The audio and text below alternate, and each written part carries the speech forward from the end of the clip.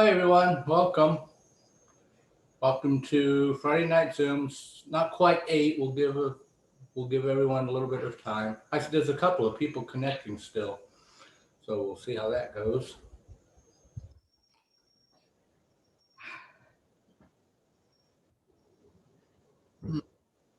Well, been a good week. Nice quiet evening tonight.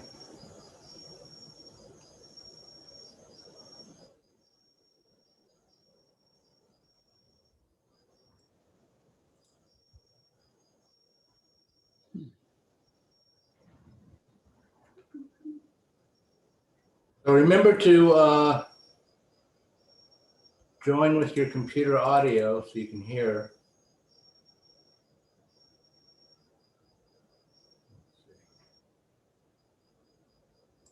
Let me unpin. Uh,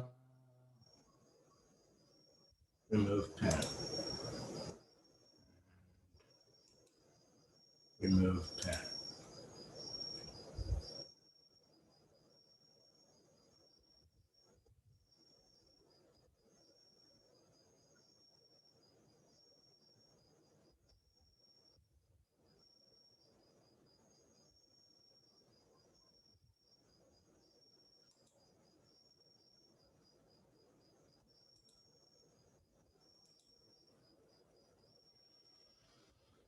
Hmm.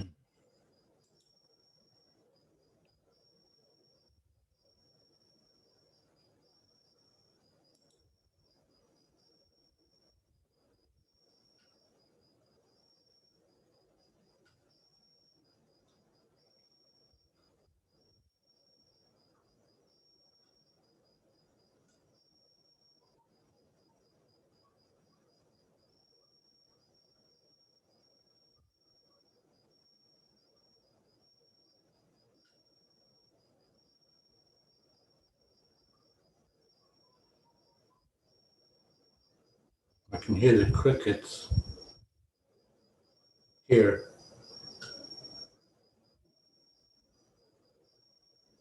It's always like a little symphony.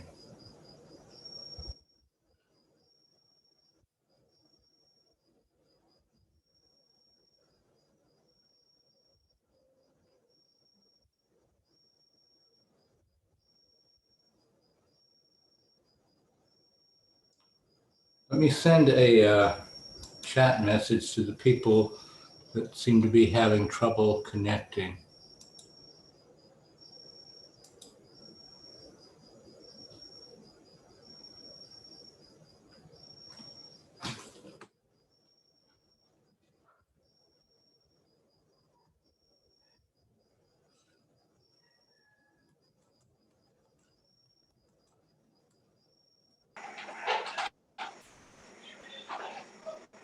Hey, Nora, okay. Okay, everyone is connected. I don't need to send it.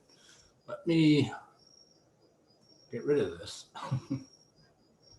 Okay, so, um, do, do, do. Okay, okay, so we don't need to do anything.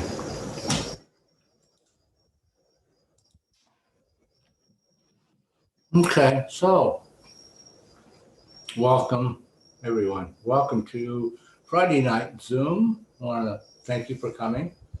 Um, Nice, beautiful night tonight, I think, isn't it? We can all enjoy that. In case you don't know, I've changed the policy for like privacy and uploading to YouTube. So, and I also gave myself an out. I said before that I was going to always record, but then sometimes I forget. And then if somebody like really wanted to see the recording, I would, and I hadn't recorded, what would I tell them? So I've changed it to it may be recorded and it may be uploaded on YouTube and other platforms in whole or in part. I think usually it's going to be in part because um, I just don't see the point in uploading an hour and a half of me talking. I'm just going to take like little clips to give people a flavor of what we do here, so that, you know, if they're interested, then they can come, because I think the live interacting with someone in a live way is more helpful than just watching a dead video. So that's one thing. And the other thing is that I've decided that I will never show anyone's face. I'm trying to get a balance between the privacy concerns of people living together on a small island and the desires of other people from different places in the world that might want to uh, have themselves on video so I can see their faces when they ask a question. But I think we might get more questions from the local community if people felt like they could ask the question and still no one know who they are. So I'm not going to show anyone's faces. And if your if your voice is audible on the recording, I'm going to get your permission before I upload it. So that's how I've decided to handle that. We're going to err on the side of privacy. Because, you know, like which is like more comfortable for me anyway, because when I do sessions with people, it's like all about nothing leaves this room. So, so I just feel, at first I was copying what other people who do Zoom classes do, but I didn't feel comfortable with that. And so I think I like this way better. So that's what we're going to do.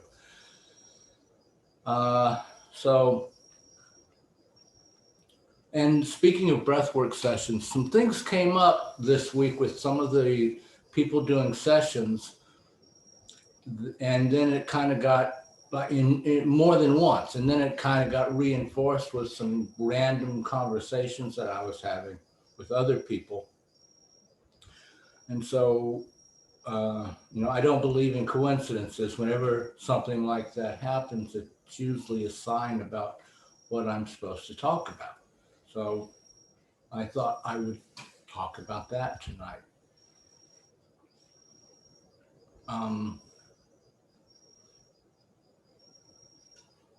Usually when people are talking about non-duality or oneness or unity consciousness, they're usually referring to the fact that there is no separation between people, that we are all one, that we all share the same consciousness. And also, usually they include, oneness includes the external world, that the, you know, what so-called the 10,000 things is really just one thing. It's oneness appearing as the many forms. So the car, the desk, the chair, the palm tree, they appear to be separate forms, but they are actually all one thing. They are oneness appearing as many things. And that's usually as far as it goes. Or at least I could say that one aspect of oneness that doesn't get mentioned very often is your own thoughts and feelings and emotions, but especially your own emotions and feelings.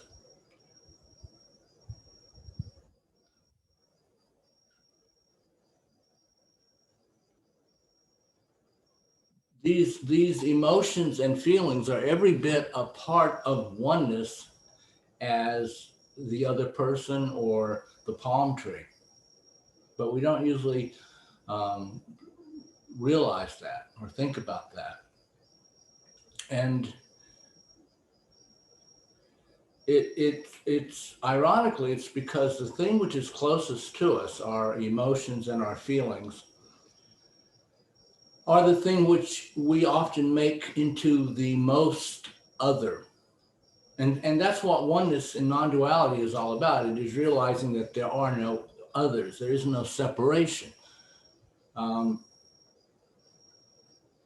as I said before, the ego's whole point for existing is to preserve the illusion of separation by strictly enforcing boundaries, energetic, between me and the other.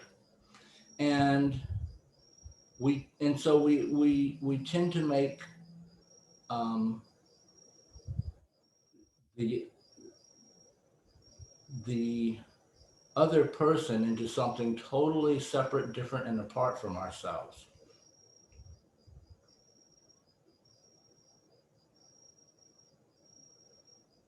But once you begin to pierce through that veil of separation, to see that duality as an illusion, it creates the space for the other to become one with you. Uh,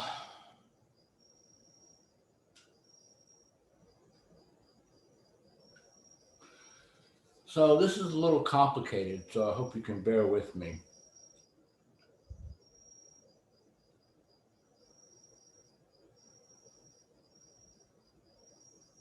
What tends to happen is that we have some situation arise in our life which generates a feeling that we call wrong.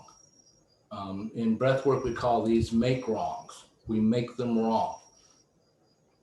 And because we've made them wrong, we don't want to feel them, so we suppress them.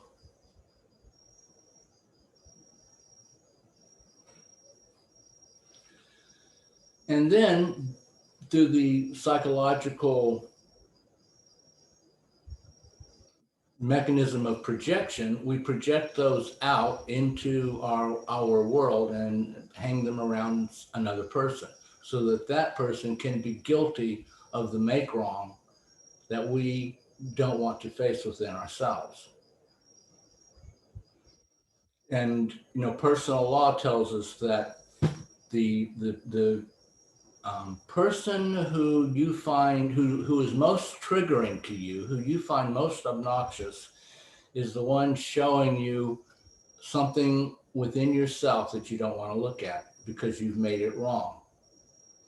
In fact, there's an old saying that the most difficult person in your life is your greatest teacher, because that difficult person is difficult because they are triggering all your stuff that you don't want to look at, so you've suppressed it. And so this whole arising of unity consciousness is a process. I mean, some people go into it full, like full all at once at a full swoop, and that doesn't happen as often now. It's more something that happened in the past. And I think part of that is because if you go into it in a full swoop, you basically become non-functional. And so back then, when the ratio of enlightened people to ordinary people was like 1 to 50 million, there were plenty of people to take care of you while you were non-functional. But now consciousness, I think, is getting is engaged in a mass awakening. So we can't all become non-functional all at the same time. So instead of doing it all at once, it's happening as a gradual process. And so maybe the first step in this gradual process is when you meet a difficult person and you're getting triggered and all this stuff is coming up, take some deep breaths, step back, and try to see the Christ consciousness in that person. And by doing that, you'll realize that you and that person, there is no separation. That person is not the other. You are one. You are Christ consciousness. That person is Christ consciousness. But then that creates a problem for the ego.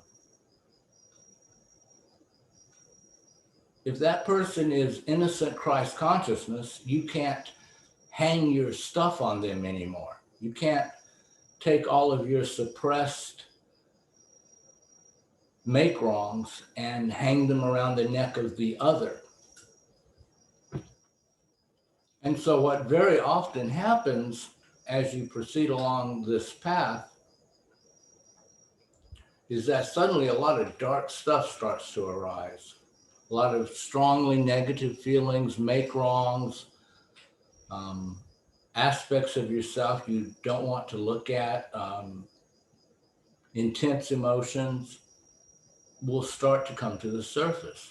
And it can feel like, oh my God, I'm going backwards. I thought I was so advanced, and now I'm having all these strong, primitive feelings coming up, and uncontrolled, sadness and grief and despair and anger and pain. But really, it's a good thing, because it's these things, these make wrongs that we've suppressed are coming up to our attention because now we are ready to deal with them. We don't have to suppress them anymore and then project them onto the other. We can look at them as our own stuff, and now we're ready to deal with them. And of course, when it first happened, the thing that you made wrong, if you could have dealt with it at the time, it never would have been suppressed, and it never would have been projected onto the other. And the whole egoic game of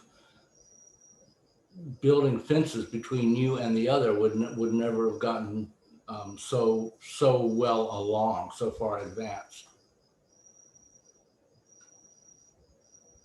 So within oneness is not only oneness with all other people and oneness with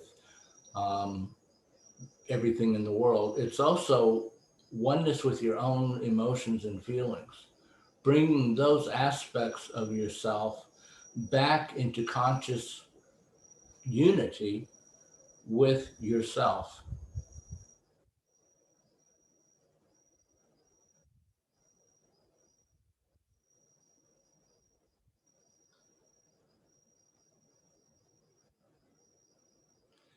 So a lot of times there's different meditation techniques, and a lot of them are about getting to a calm, centered place, which can also really be a form of suppression if all it's about is making the ego feel better.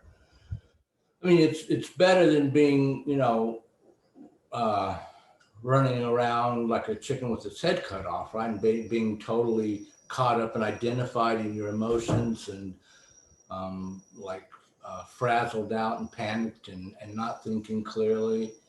I mean, it's better it's better to have a calm and centered ego than to have one that is totally dysfunctional. But a lot of times meditative techniques that focus on calming the ego, well, they focus on calming the ego instead of stepping back and away from the ego and its story of me, which is always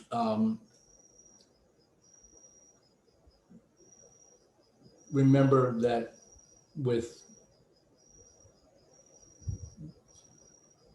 these make wrongs create they create basically we choose what kind of universe we want to believe in, and then we project outward into the universe situations and conditions and people that will reflect back to us the kind of universe that we want to believe in.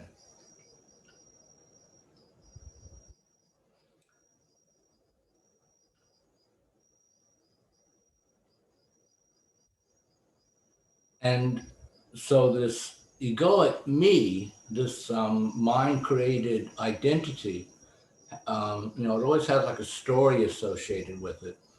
But the story is an interpretation. It's what happened to me, but it's also my interpretation of what happened to me, so that my personal law can come true. What I have set up is my belief about how the world is. So if I believe that if I have some deep core belief that I'm not worthy, for example, then I'm going to create situations and people in my external world to prove to me that I'm not worthy. And I'm also going to have a psychological basis. I'm going to be hypersensitive to anything which confirms my rule, I'm not worthy. And I'm going to tend to ignore or not even notice or just dismiss or minimize any time when something happens that shows me how worthy I am. It doesn't fit my rule, so I'm not going to notice it. And so your story is not only what factually happened, it's your interpretation of what factually happened. And that's oftentimes a lot more significant to how you see yourself than the actual events. It's your interpretation of the events that influences your perception and how you see yourself. And all of that comes from these suppressed make-wrongs, which, we have something arise, we have a feeling, we make that feeling wrong, then we make ourselves guilty for having a wrong feeling. And then, it can get very complicated. We can get stuck in a vicious circle. And when we begin to take conscious control of that whole process by piercing the veil of duality and seeing that the other person is in fact Christ consciousness, one with us, or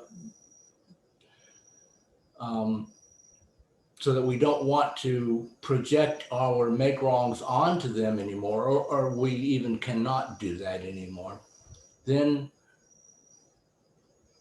we begin to create the space for reclaiming this energy for ourselves and seeing that the oneness includes not only the other and not only things in the world, but also our own interior feelings and emotions. And we reclaim that. We stop making it wrong. We stop suppressing it. It starts to come to our up to our attention, to our awareness, because now we're ready to deal with it. So it's not like we're going backwards when these things arise. It's just you weren't ready to deal with them before, and now you are. And it's really important that we not use meditation for the purpose of drugging the ego. We want a calm-centered ego, but we don't want to use meditation as just another tool for suppression. And it's important also, I think, to be conscious of the fact that society in general encourages and rewards suppression and discourages us from facing our suppressions.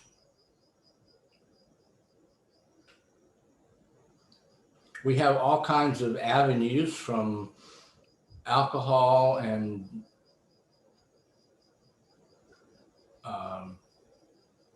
antidepressants to Netflix and football games. Society provides us with many different ways of staying suppressed, of not facing our inner demons. And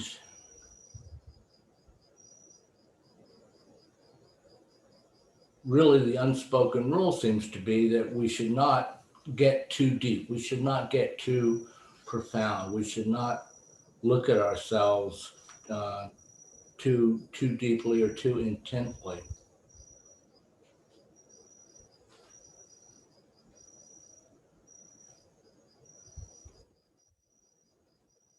So if we can use meditation, rather than using it as just another drug for calming the ego and suppressing our make-wrongs or keeping them suppressed, if we can use it to make ourselves available to these energies that want to arise, within us, and then stay present with them, give them the space,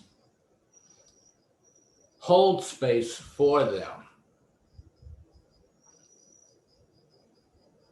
One of the things that we talk about in breath work is that as these negative, well, first of all, the energies are never negative in and of themselves.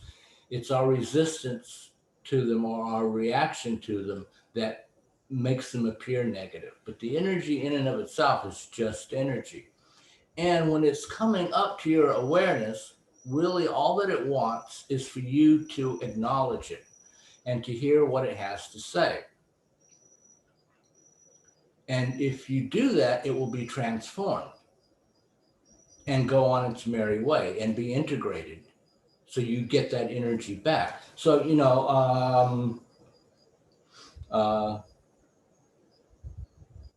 because when this make wrong was first created by you, there was something happening in your field of experience that you were supposed to look at or should have looked at. Or we could say maybe you were too young at the time to deal with it. You didn't have enough information, so you suppressed it. But it's still there, and it still has a message to deliver to you. And it's not a bad message. It's simply, it's a helpful message, but you turned a deaf ear to it because you didn't want to deal with it, or you couldn't deal with it at the time, and made it wrong. And then that's where all the trouble starts. So, but if you hold space for these feelings and emotions as they arise within your consciousness, now that you're seeing through the veil of the illusion of separation,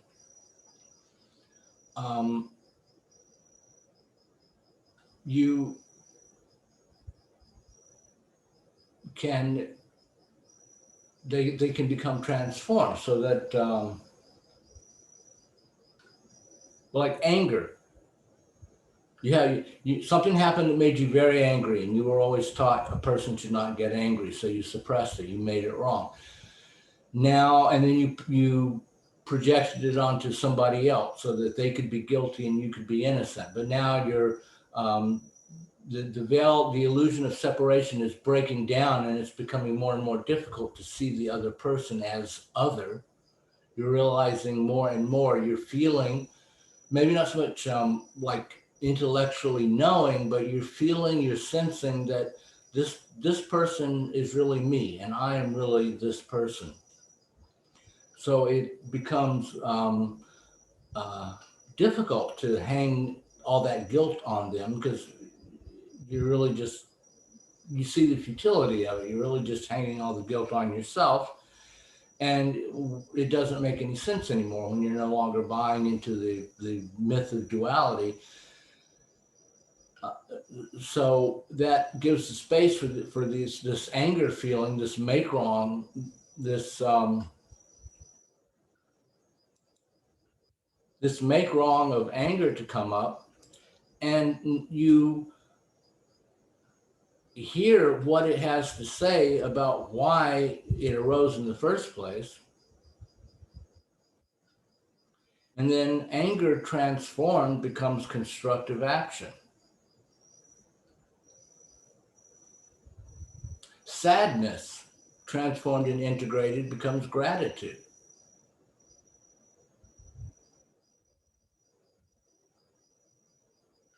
All of these make wrongs were perfectly innocent energy until we made them wrong.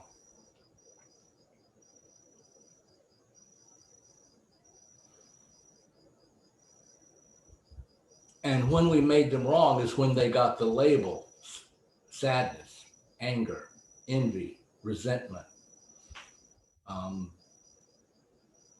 feelings of worthlessness.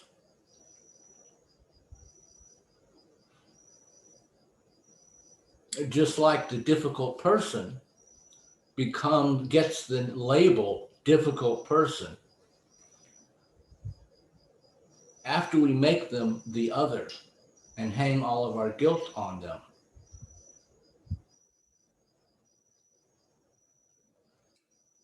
And I talked about how you decide within what kind of a universe you want to believe in or want to live in or believe exists, and then project everything out according to make all of that come true.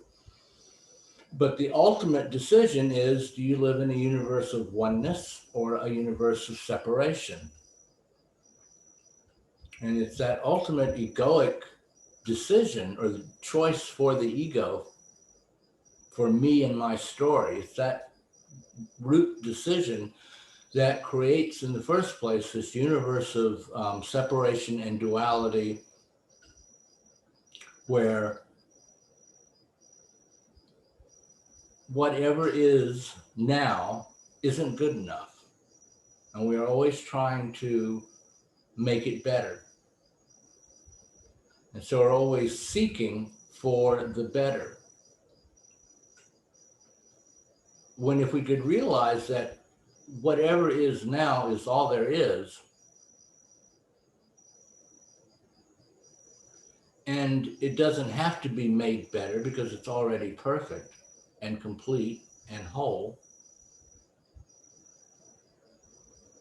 And it's only the stories that we tell ourselves that make it appear to be incomplete and lacking. And so then we're off on a search for completeness and to fill the need, to fill the lack.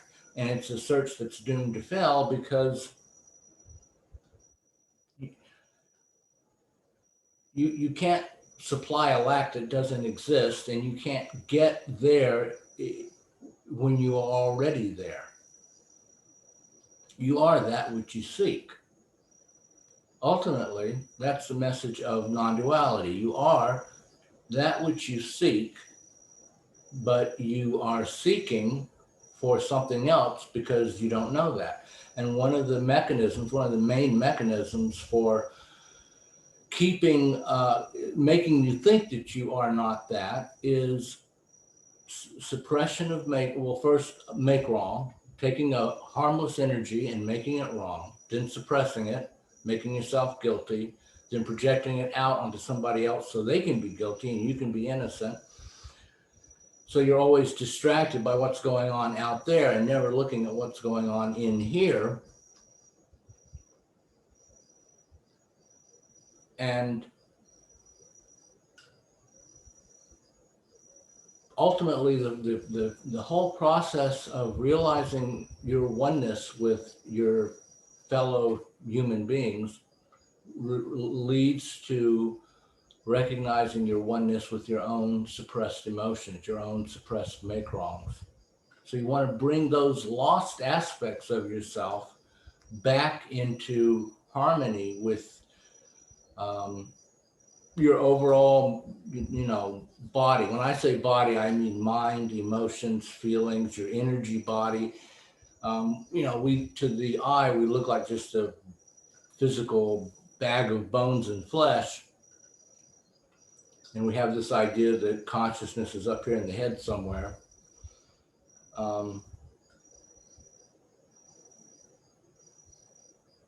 But in reality, it's an energy system, and everything is interconnected, and everything affects and impacts everything else. The mind affects the emotions affect the breathing affects the body, the physiological state of the body affects the mind and the emotions.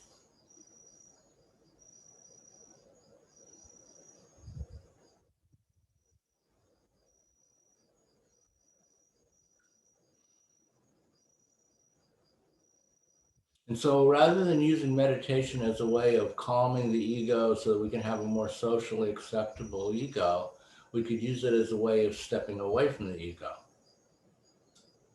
But you can't do that as a goal because it's the ego that's going to be setting the goal. And the ego cannot get away from the ego. It can't get away from itself. It can't practice a technique that will get you away from the ego. You can't think your way to enlightenment because thinking is an activity of the egoic mind. But you can create the conditions for quieting the ego where your true self out of which the ego and the thoughts and me and my story are all arise, to create the conditions for that background awareness to come to the fore.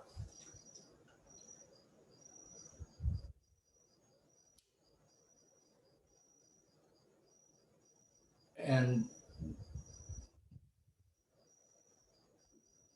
one of the really fascinating things that's come up, that come out recently, is scientific findings on the polyvagal theory about how the sympathetic and parasympathetic nervous systems respond to breath work.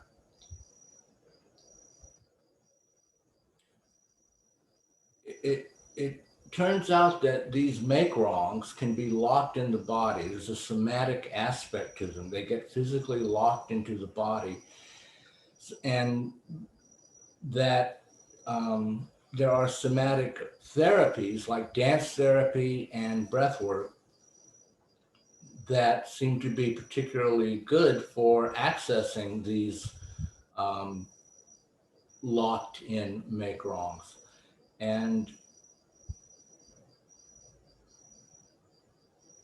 well, you know, we used to think that, you know, you had the sympathetic nervous system, which was like the gas pedal, putting the adrenaline into you so you can get active and do something.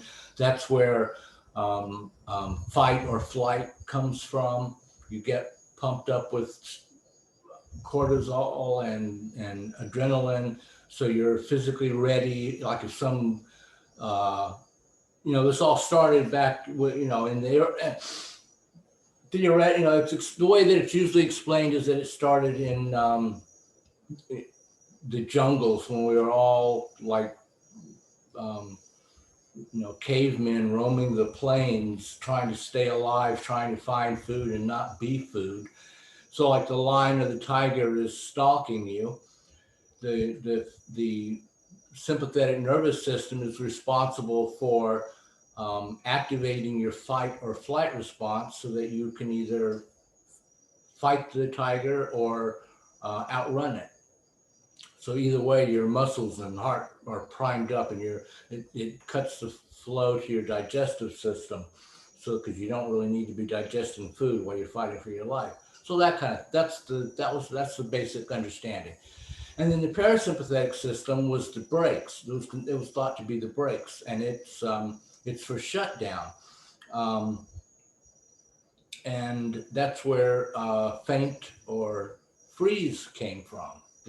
So if you're like in imminent peril, like sometimes you'll see like gazelles where the lion is right on them and they have no chance of survival. So they'll either freeze or faint. And that can work. Maybe sometimes if the gazelle totally freezes, the lion can't really see it anymore. Sometimes if the gazelle faints, the lion, it doesn't necessarily want to eat something that's already dead. So it thinks you're already dead, and it goes and looks for prey that it can catch alive. So, I mean, it can sometimes result in the survival of that entity.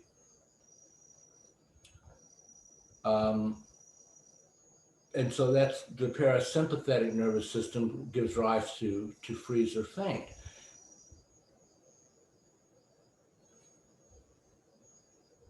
And the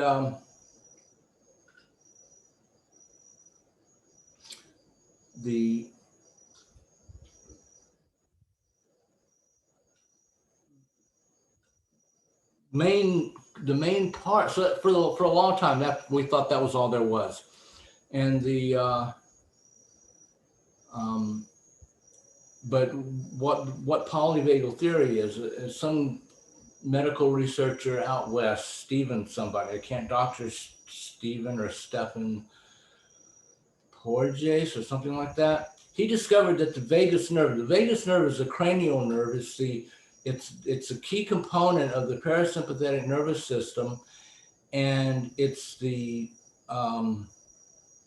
most extensive of all the cranial nerves. It starts in the brain, but it interacts with the liver, the gallbladder, the small intestine, the kidneys. It goes all over the body. And it turns out that breath work massages and relaxes the vagus nerve. And it turns out that the vagus nerve, what this doctor, this researcher out west discovered was that it has actually two different kinds of nerve fibers. And one of them is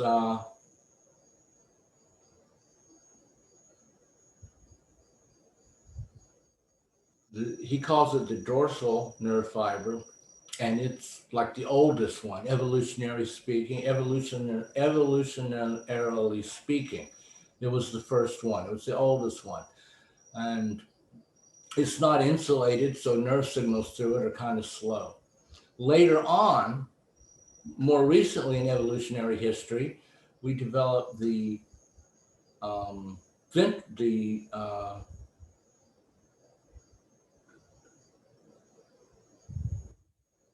ventral fibers, which are insulated, so the signals travel much more quickly, and they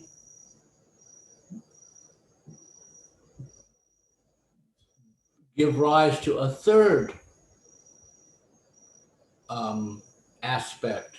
So instead of just fight or flight, which is the pushing the gas pedal down on the sympathetic nervous system, or freeze or faint, which is pushing the brake pedal down on the parasympathetic nervous system. Now we have social engagement. When this when the ventral fibers in the vagus nerve are activated, that gives rise to feelings of empathy, intimacy, bonding, and makes it possible for us to engage with others on a social level. So he calls it the social engagement activity. And it turns out that these feelings of intimacy, bonding, and empathy cannot arise unless the ventral vagal nerve fibers take over, and they cannot take over unless the autonomic nervous system is in balance. And what primarily takes you out of balance is not feeling safe. Your nervous system is constantly scanning for, are you safe? And when you don't feel safe, it's going to either go into fear, fight or flight, or freeze or faint. But when you feel safe, then this third component, this empathetic, compassionate, bonding, intimate, social engagement component can come forward. And I would argue that that could well be the beginning of unity consciousness. If you think about our society, we're like totally caffeinated and cortisol and adrenalized. We are pedal to the metal, push the gas pedal down to the floor, go, go, go, go, go. And people are anxious and activated and irritated and quick to react to any kind of negative stimuli, and quick to see almost anything as a negative stimuli, as an attack. But then you have people who seem to be always calm and unruffled no matter what. There always seem to be a calm center within the storm. And historically, we call them sages or wise men. And I think that they, rather than dwelling in the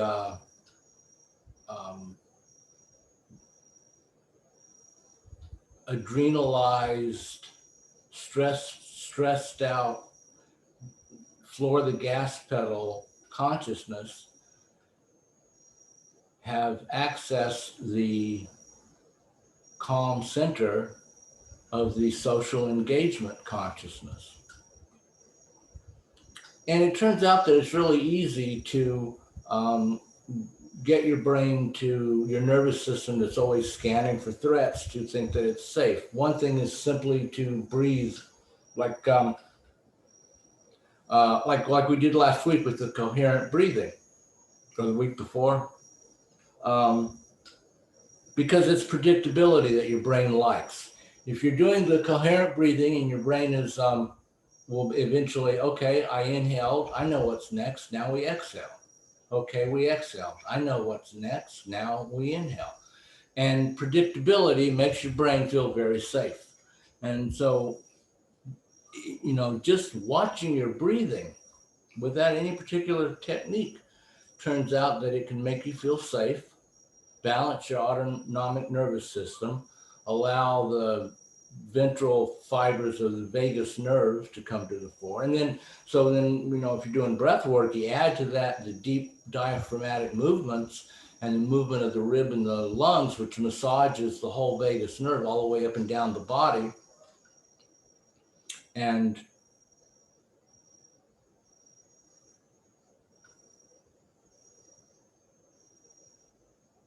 also sets up kind of like a sine wave within the body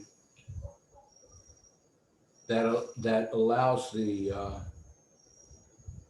three things together really help in allowing the social engagement component to come forward.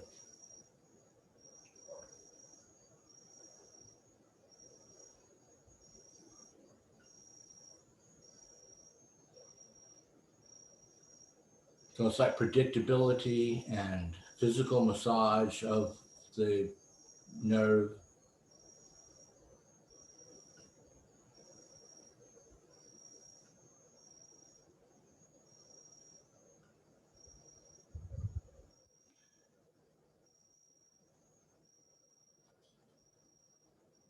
Which, activates this sage consciousness. And that's not egoic consciousness anymore. You've gone beyond egoic consciousness or behind egoic consciousness. You're getting to, like the ego is primarily a sympathetic activity.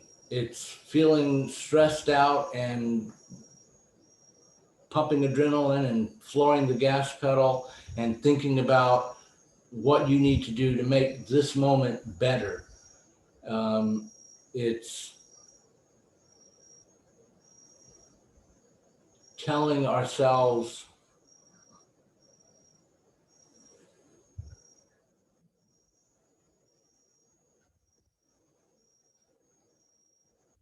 the story that this moment is not complete and whole just as it is.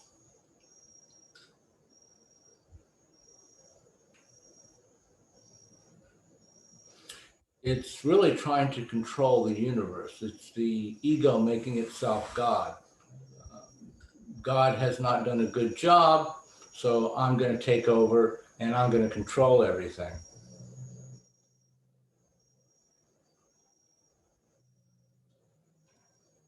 So